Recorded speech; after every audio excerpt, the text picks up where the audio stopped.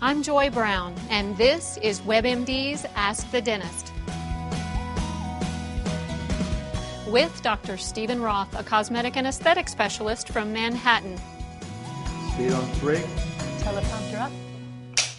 Action. Okay, Dr. Roth, let's get started with our first question from the WebMD community.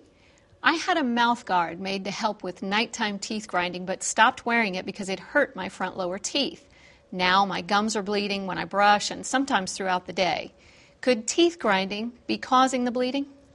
I don't think the teeth grinding could be causing the bleeding, but the most important thing is if they made you a night guard, you need the night guard. And if it's uncomfortable, I would go back to the dentist and have it adjusted. It's a pretty simple adjustment. The gum bleeding could be caused by gingivitis. It could become by gum disease. Maybe the night guard doesn't fit 100% well and it's causing some inflammation in the gum. So clearly you need to get back to the dentist and have everything adjusted. And that was the second part of their question. If it's causing pain, should you wear it regardless? I wouldn't wear anything that causes pain because it could create damage and you don't want to create any damage. So I would not wear the guard, get back to the dentist as soon as possible, and have the proper adjustments done. Okay. All right, our next question. I suffer from bruxism and have a mouth guard that I've worn for several years. Sometimes my hearing goes out, my ears feel clogged, and I get dizzy. What kind of doctor should I go to? An ENT, a DDS, or another specialist? The ear symptoms would make me want to send you to an ENT just to make sure there's nothing happening with hearing loss or some kind of pathology, which means something wrong in the hearing system or in the ears. Once that's ruled out, I would go back to the dentist and have the night guard looked at, because if you're suffering from bruxism, the symptoms that you mentioned could be a cause or could be a result of the bruxism. So the bruxism can interfere with your hearing a little bit? If you think about your jaw joints, which are the areas right next to your ear, they're like a ball in a socket, they're right next to your ear. So if there are ear symptoms, it could be related. So teeth grinding can get pretty serious. Teeth grinding can be very serious, and it could cause lots of problems with your temporomandibular joint, which is known as the TMJ, which most people have heard of. These are the TMJs right here. Okay. I have a painless jaw click my dentist believes is being caused by teeth grinding. He recommends equilibration and a night guard, both expensive and probably not fully covered under my insurance. How important is this device and treatment? The most important thing is to get a proper diagnosis. I would say 75% of all jaw clicks will adapt favorably over time and be okay. But if you're in that 25%, you could end up with arthritis in your jaw joint. You could end up with more pain, with more inflammation. You could end up with changes in your bite. So this is a pretty serious problem, and the proper diagnosis is the most important thing. The next step is to get an appliance that you could wear called a night guard. I wouldn't get an equilibration, which is the balancing of your bite by modifying some of the surfaces of your teeth, until you became comfortable with the appliance, because that's a great test. An appliance is changing your bite artificially, but it's removable, which means it's reversible. An equilibration is when the surfaces of your teeth are adjusted. That's not reversible. So the first step is get a diagnosis. The second step is let's see if the guard is going to make things better. Then, if it's making things better, you can move on to the equilibration. And it sounds like this person is worried about expense. Sounds like the person is worried about expense, and it needs to be explained as to what this is going to do. It may be a little bit expensive now, but it could prevent thousands and thousands of dollars of reconstruction costs later on in life. Is a jaw click different from popping when you chew? A jaw click and popping are usually caused by similar things. This is your jaw joint. There's a ball, there's a socket, and there's a disc in between. If the disc starts to get displaced off the ball, that's how you get a click. No different than if you had a click in your knee or your elbow. That means there's something wrong. So it makes sense that if you keep doing something wrong, it'll get worse. Absolutely. The pathology will get worse, and if you're one of the unlucky people, it could lead to arthritis and damage to the bones in the joint. More expensive. More expensive, more pain, more aggravation. Now our next question. My dentist talked about filing down some of the small chips in my teeth that he said are caused by grinding my teeth. I've never noticed these chips, and I'm actually quite happy with the way my teeth look. Why should I have this procedure done? My guess is that your dentist probably noticed that you've worn the enamel off of your teeth.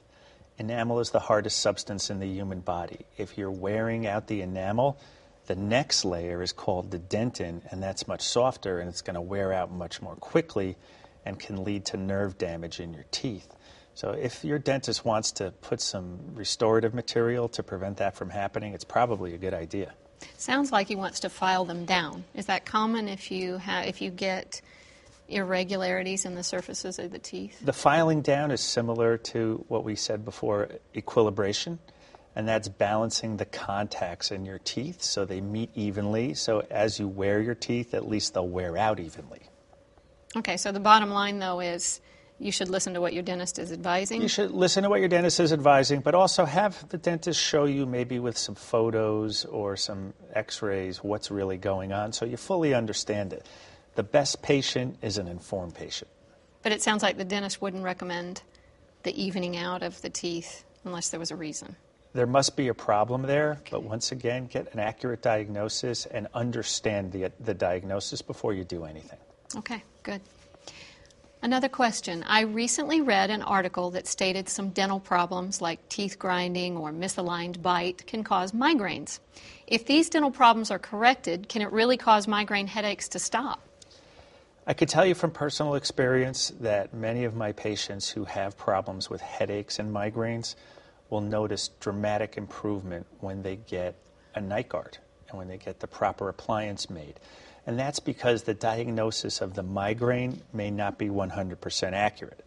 Migraines are what we call vascular headaches, which means they come from blood vessel spasming. And those kind of headaches only respond to certain medications that are made specifically for migraines. It could be the headaches were never migraines in the first place, and they were being caused by grinding and clenching. Grinding and clenching is no different than too much exercise. If I gave you a weight and told you to go like this for about an hour, your arm muscles are going to get very sore. When you get soreness in your jaw muscles, specifically your temporalis muscles, which go this way, you'll get headaches. Wow. I would think that would be significant for anyone suffering migraines to get these problems with your bite checked out, or at least just go to a dentist and have it looked at. Absolutely. I've seen so many patients improve from wearing bite appliances that it's an easy thing to do to get a bite appliance, so why not try it out? Okay, Dr. Roth, our next question about teeth grinding, I can relate to this one. It's kind of funny. I used a mouthpiece at night to keep from grinding my teeth, but kept spitting it out in my sleep. One morning I awoke to find my dogs had eaten it, and I can't replace it at a cost of $400. Is there anything less expensive I can try? The most important thing to understand is some people will have an adjustment phase. They may spit out the guard in the beginning because they don't like having something inside their mouth.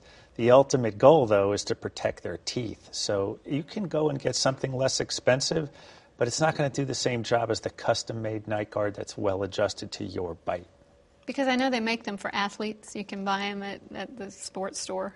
There's a difference between sports guards and night guards. Sports guards are there specifically to protect your teeth and to help prevent concussions, so your teeth don't slam together and drive your lower jaw into your upper head. So there is a difference in how they're made, and the night guard is specifically constructed to fit to your bite and to control muscle activity. Some of the football guards increase muscle activity. So you better not mess with that. I wouldn't. Okay, good. My baby is 7 months old, has 2 front bottom teeth and a top front tooth. The last few days he started grinding his teeth, and I'm worried he will damage them. How do I make him stop? You can't make a baby stop grinding their teeth, and that's a normal part of growth and development. As the teeth come in, the grinding is the body's way of balancing the bite. Oh, wow. I like the person who asked the question, I would never have thought it was a normal process. Yeah, sometimes when you hear your child grinding their teeth for the first time, it's a little frightening, but don't worry about it. That's good to know. Okay. I'm a horrible grinder who has had many root canals and repeated procedures on a tooth for leakage. Now I have a bump on my gum, another tooth in distress, and am in constant pain. Would you recommend saving my teeth or just getting complete dentures? Sometimes when you're going through these problems, it's very easy to get disillusioned and want to stop and pull all the teeth out. But that would be a really horrible thing to do, because people that don't have teeth have a hard time eating, and it's proven that their lifespan is shorter. Oh my gosh, so try to work with the teeth you have as best you can. Work with the teeth you have, get the proper care. If you have a bump on your gum, you may have some pain, you have an infection. Concentrate on getting rid of the infections and then go back to fixing the teeth the right way. And I understand where they're coming from. Dental work gets very expensive. I mean, and over time, if we have to repeat procedures and that kind of thing, it can get very costly. It can get very costly, and the best advice is somebody that starts out on a great program of oral hygiene and seeing the dentist regularly doesn't usually get caught up with having to do a whole bunch of work at once. Usually the people that are really conscientious about going to the dentist never have to fix more than one little thing. But if they haven't, and they have problems, are there alternatives? There's always alternatives. If it's completely unaffordable, a lot of dentists will work with you as far as payment plans. There are great healthcare credit card companies out there where you could spread out the cost. If that's too much, you can still go to a dental school or a hospital-based dental program or public assistance to get the right help. So there is help out there. Yes, there is. Okay, next question. My crown gives me pain because I grind my teeth and also occasionally have a bad taste in my mouth when I chew on the side with the crown. Can I do without the crown? Well, if you're having a problem like bad taste and getting some pain, there's a sign that something's wrong. So what I would do is stop right there, go back to the dentist, have an x-ray taken, and let's see what the problem is. A bad taste usually means that the crown has loosened up and lost some of its cement, and there's something wrong. That makes sense. And are there differences in materials that different dentists use and that can... There are differences in materials and there are differences in types of crowns, but there's one thing that's always the same. If there's a bad taste and pain, that's the sign that there's either an infection or some other problem. But maybe don't do without the crown? Well, you can't just take the crown out because that's what's protecting the tooth and the tooth has been restored, but you may need a new crown. Now our next question. I had a root canal done and am still experiencing severe pain 2 months later, as well as extreme sensitivity in the gum line right below the tooth.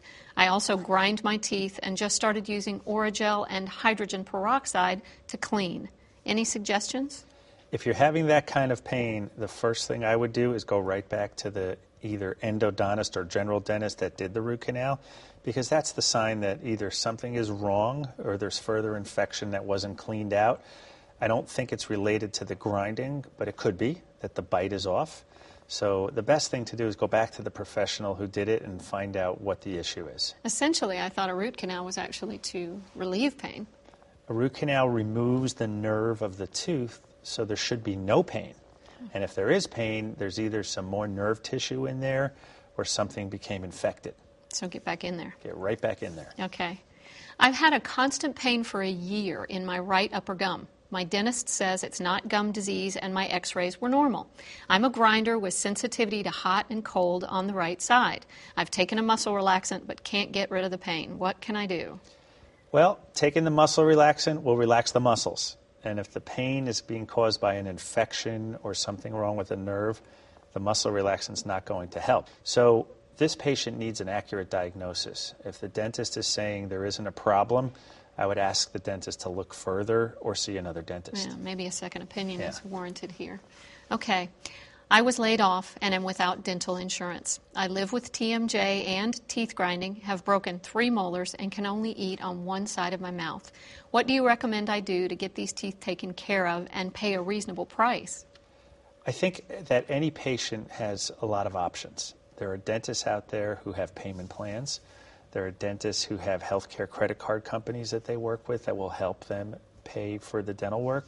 If that's not affordable, I would look at a dental school or a hospital-based program or a county hospital that has a free dental clinic to try to get some help. Those are great suggestions. So search around a little bit. Yes. Do a little homework. There's always an answer. And what I would suggest is call the local dental society.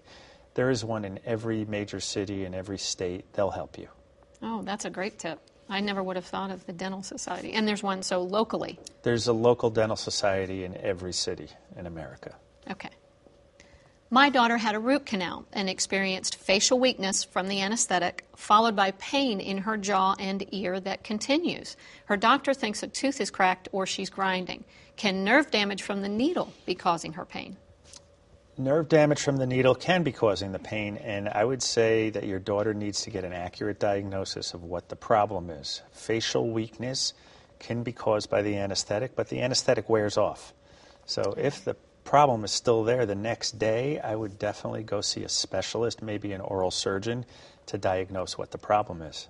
I think sometimes when we've had a procedure like that done, we expect pain, so we don't necessarily want to go back and complain about something that's wrong. But it sounds like if something's ongoing, we need to get back in there and ask if the problem's occurred. Sometimes the reaction is normal. But the best way to get to the root of the problem is to talk to the dentist and ask them and tell them what's going on. Don't be afraid. That's why they're there. They're there to answer your questions. I think that's why we're here. Yes. A lot of people have trouble talking to their dentist. Well, don't be afraid to talk to your dentist, and I always say an informed patient is the best patient. Thank you, Dr. Roth. Great Thank you. information.